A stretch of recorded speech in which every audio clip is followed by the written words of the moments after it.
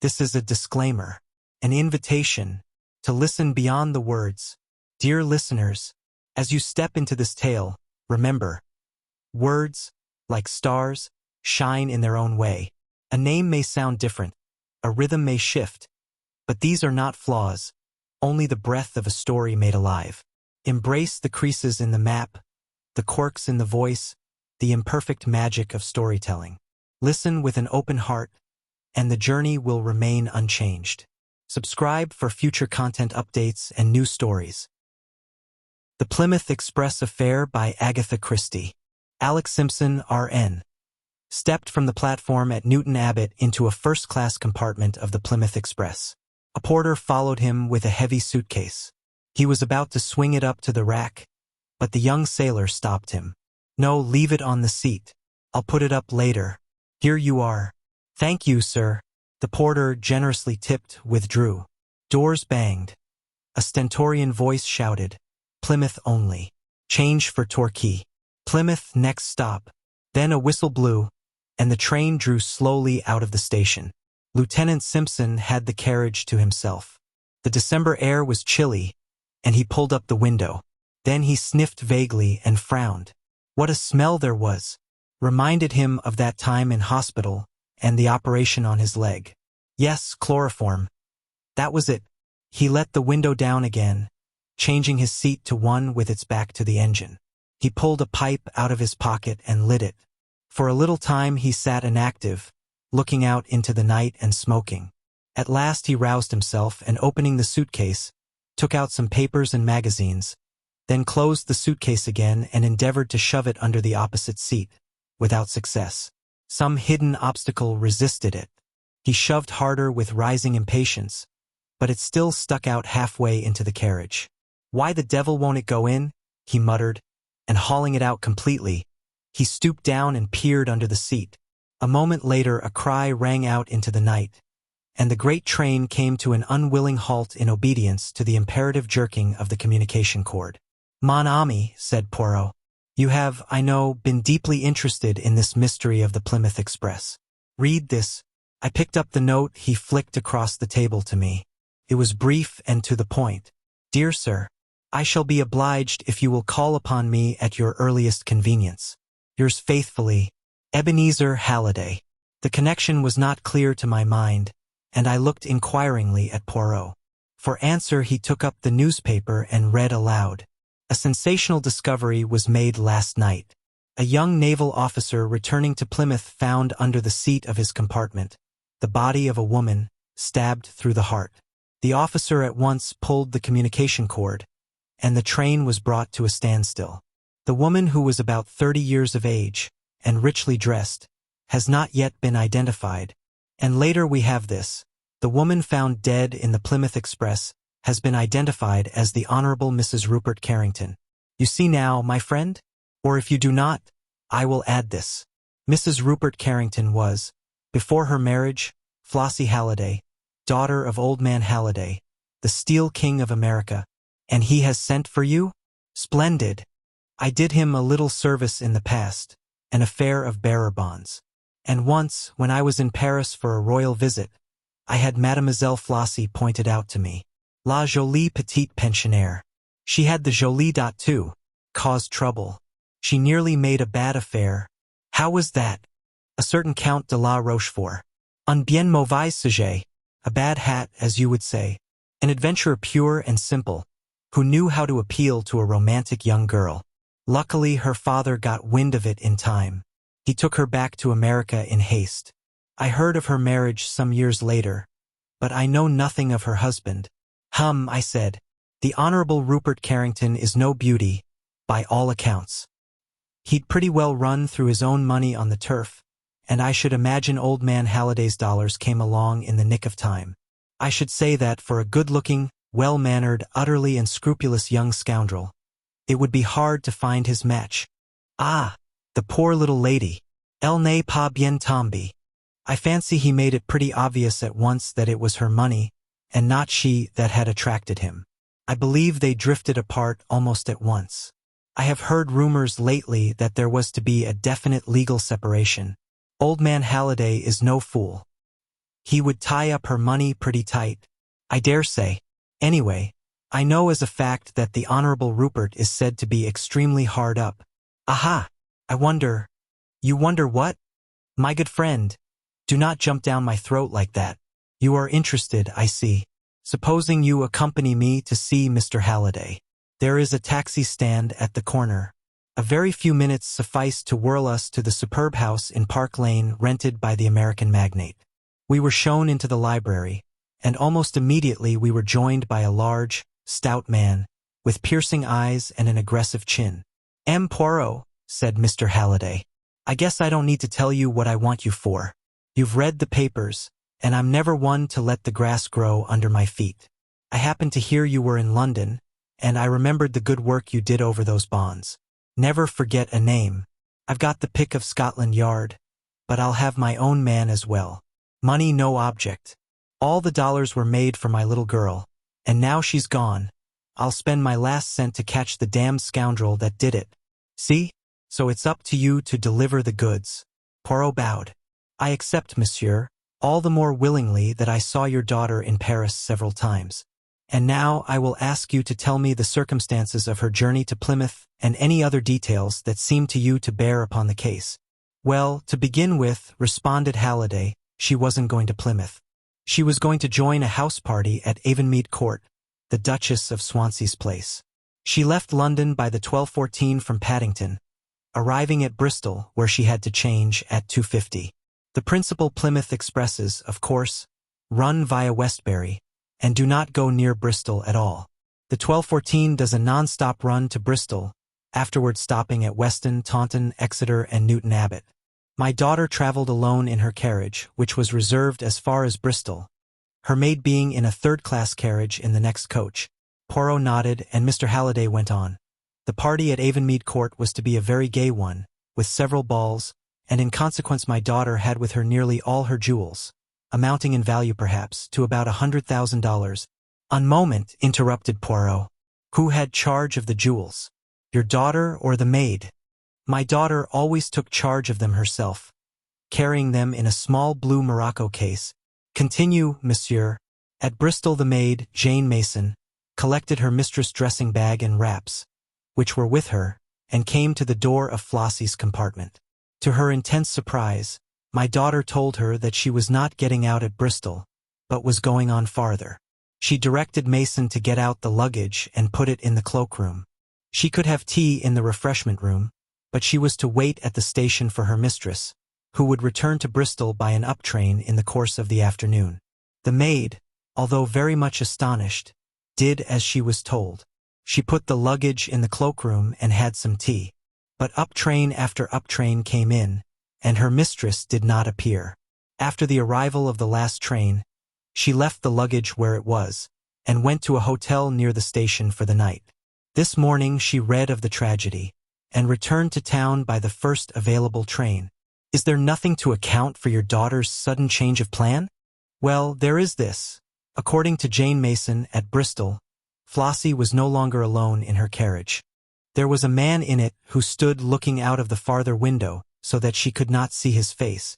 The train was a corridor one, of course? Yes. Which side was the corridor? On the platform side. My daughter was standing in the corridor as she talked to Mason. And there is no doubt in your mind. Excuse me. He got up and carefully straightened the inkstand, which was a little askew. Je vous demande pardon. He continued, reseating himself. It affects my nerves to see anything crooked. Strange, is it not? I was saying, monsieur, that there is no doubt in your mind as to this probably unexpected meeting being the cause of your daughter's sudden change of plan. It seems the only reasonable supposition. You have no idea as to who the gentleman in question might be?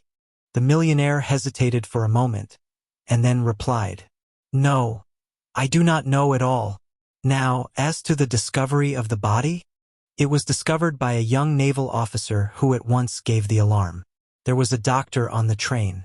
He examined the body. She had been first chloroformed and then stabbed. He gave it as his opinion that she had been dead about 4 hours, so it must have been done not long after leaving Bristol.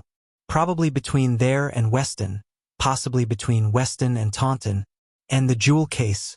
The jewel case, M. Poirot was missing. One thing more, monsieur, your daughter's fortune. To whom does it pass at her death? Flossie made a will soon after her marriage, leaving everything to her husband. He hesitated for a minute and then went on.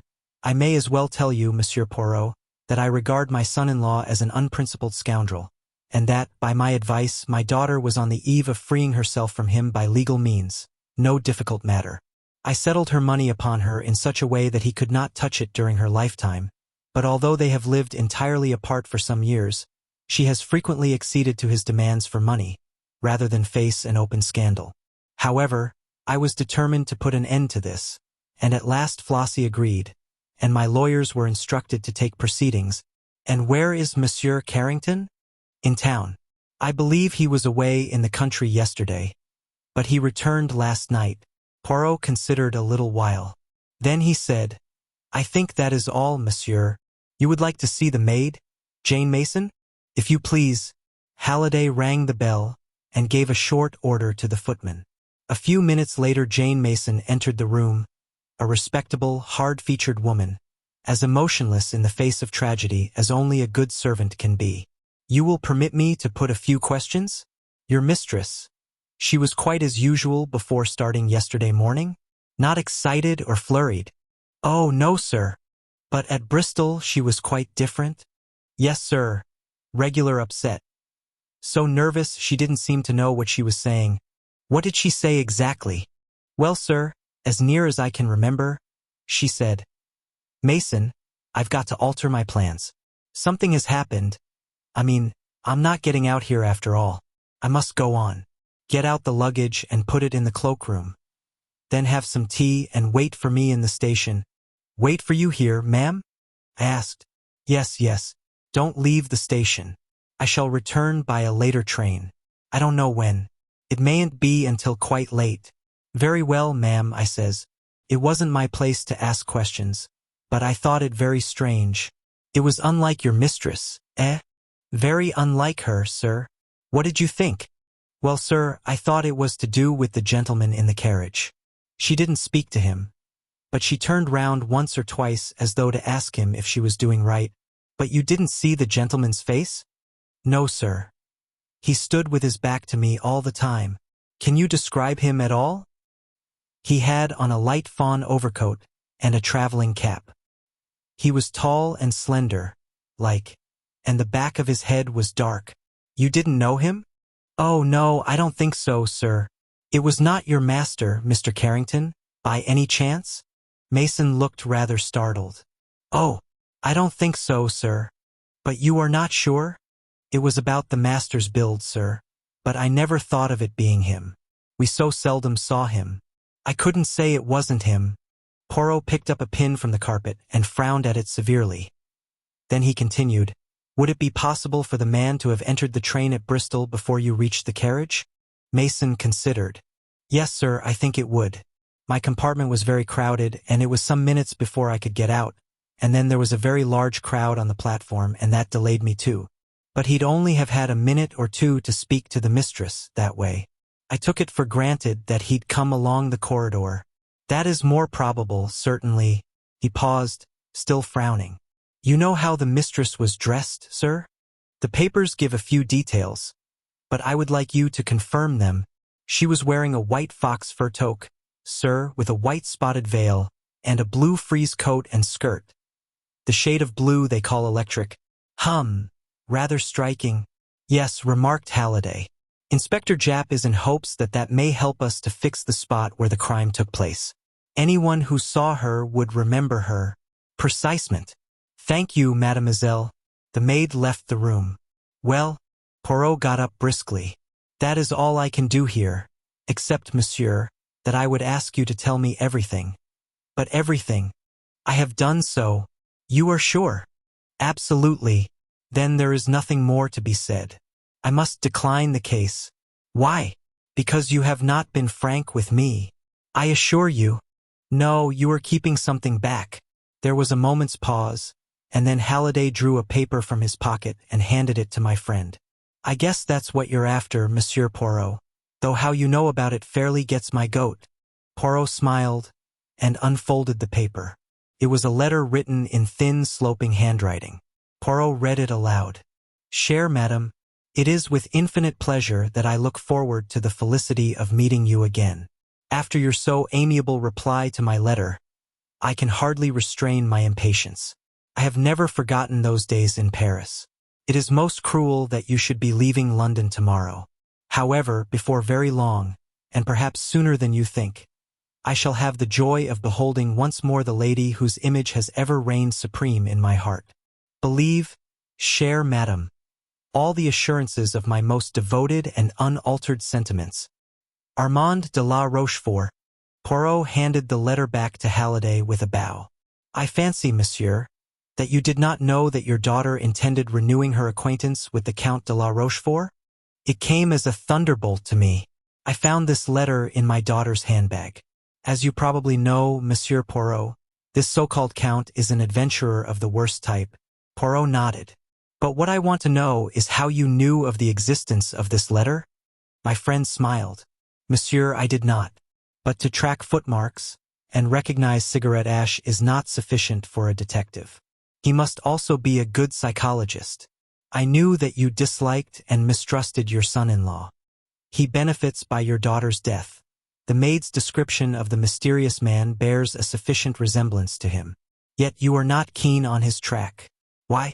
Surely because your suspicions lie in another direction. Therefore you were keeping something back. You're right, Monsieur Poirot. I was sure of Rupert's guilt until I found this letter. It unsettled me horribly. Yes, the Count says, before very long, and perhaps sooner than you think. Obviously, he would not want to wait until you should get wind of his reappearance. Was it he who traveled down from London by the 12:14 and came along the corridor to your daughter's compartment? The Count de la Rochefort is also, if I remember rightly, tall and dark. The millionaire nodded. Well, monsieur, I will wish you good day. Scotland Yard has, I presume, a list of the jewels? Yes. I believe Inspector Japp is here now if you would like to see him. Japp was an old friend of ours, and greeted Poirot with a sort of affectionate contempt. And how are you, monsieur? No bad feeling between us, though we have got our different ways of looking at things. How are the little gray cells? Going strong? Poirot beamed upon him. They function, my good Japp. Assuredly they do. Then that's all right. Think it was the Honorable Rupert or a crook? We're keeping an eye on all the regular places, of course. We shall know if the shiners are disposed of, and of course whoever did it isn't going to keep them to admire their sparkle. Not likely. I'm trying to find out where Rupert Carrington was yesterday. Seems a bit of a mystery about it. I've got a man watching him.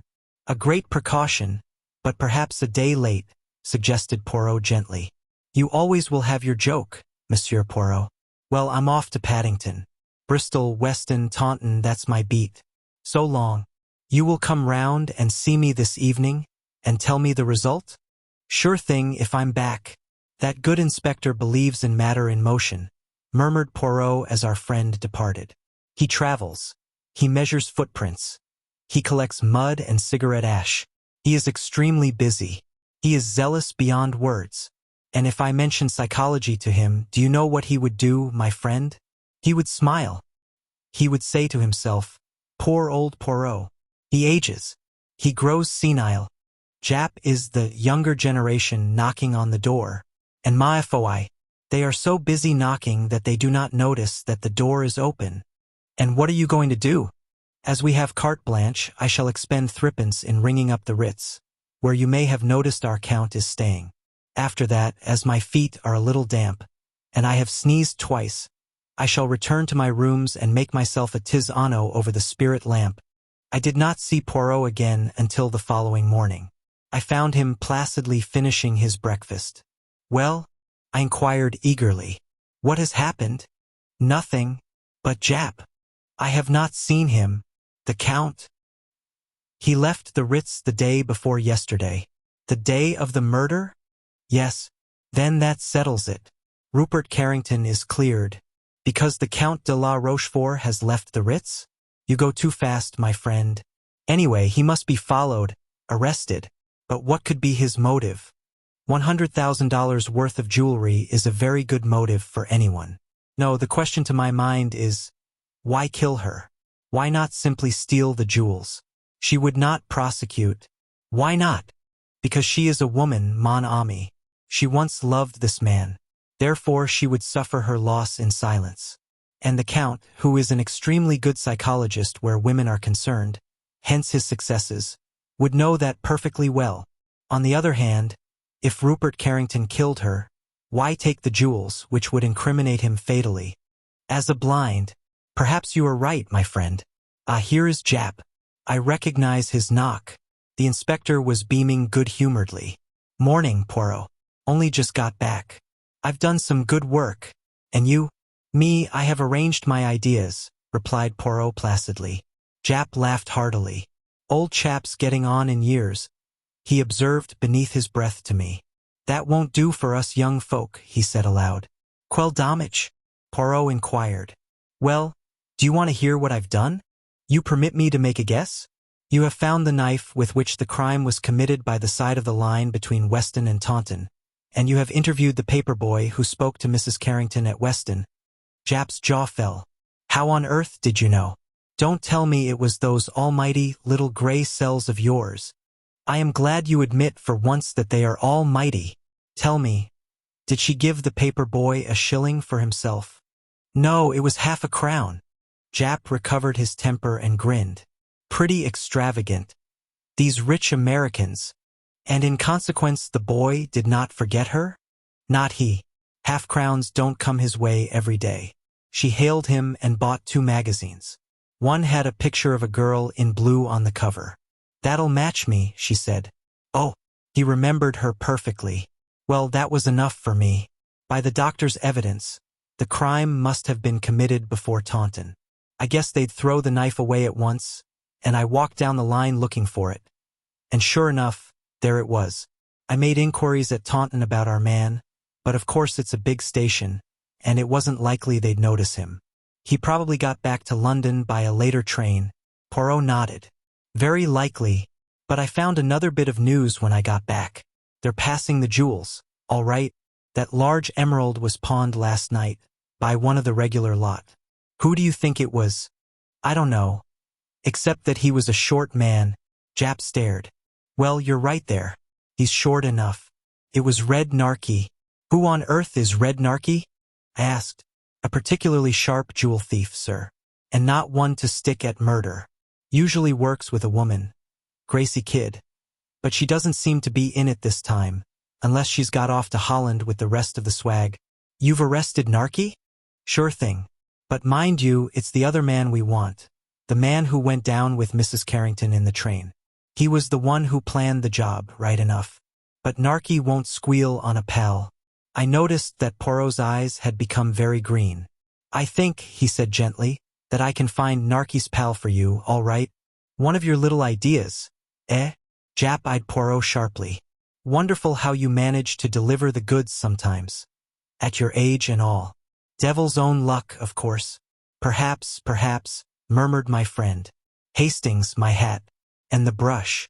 So, my galoshes if it still rains. We must not undo the good work of that Tisano. Au revoir, Jap. Good luck to you, Poirot. Poirot hailed the first taxi we met and directed the driver to Park Lane.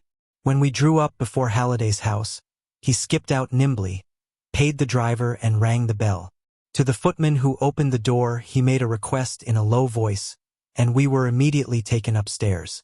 We went up to the top of the house and were shown into a small neat bedroom. Poirot's eyes roved round the room and fastened themselves on a small black trunk. He knelt in front of it, scrutinized the labels on it, and took a small twist of wire from his pocket. Ask Mr. Halliday if he will be so kind as to mount to me here, he said over his shoulder to the footman. It is suggested that the reader pause in his perusal of the story at this point, make his own solution of the mystery, and then see how close he comes to that of the author. The editors. The man departed, and Poirot gently coaxed the lock of the trunk with a practiced hand. In a few minutes the lock gave, and he raised the lid of the trunk. Swiftly he began rummaging among the clothes it contained, flinging them out on the floor. There was a heavy step on the stairs, and Halliday entered the room. "What in hell are you doing here?" he demanded, staring. "I was looking, monsieur, for this." Poirot withdrew from the trunk a coat and skirt of bright blue frieze, and a small toque of white fox fur. "What are you doing with my trunk?" I turned to see that the maid, Jane Mason, had just entered the room. "If you will just shut the door, Hastings." "Thank you." "Yes, and stand with your back against it. Now, Mr. Halliday, let me introduce you to Grace Kidd, otherwise Jane Mason, who will shortly rejoin her accomplice, Red Narky, under the kind escort of Jap." It was of the most simple. Poirot waved a deprecating hand, then helped himself to more caviar. It is not every day that one lunches with a millionaire. It was the maid's insistence on the clothes that her mistress was wearing that first struck me. Why was she so anxious that our attention should be directed to them? I reflected that we had only the maid's word for the mysterious man in the carriage at Bristol. As far as the doctor's evidence went, Mrs. Carrington might easily have been murdered before reaching Bristol. But if so, then the maid must be an accomplice. And if she were an accomplice, she would not wish this point to rest on her evidence alone. The clothes Mrs. Carrington was wearing were of a striking nature. A maid usually has a good deal of choice as to what her mistress shall wear. Now if, after Bristol, anyone saw a lady in a bright blue coat and skirt, and a fur toque, he will be quite ready to swear he has seen Mrs. Carrington. I began to reconstruct. The maid would provide herself with duplicate clothes. She and her accomplice chloroform and stab Mrs. Carrington between London and Bristol, probably taking advantage of a tunnel. Her body is rolled under the seat. The maid takes her place. At Weston she must make herself noticed. How? In all probability, a newspaper boy will be selected. She will ensure his remembering her by giving him a large tip. She also drew his attention to the color of her dress by a remark about one of the magazines. After leaving Weston, she throws the knife out of the window to mark the place where the crime presumably occurred, and changes her clothes, or buttons a long mackintosh over them.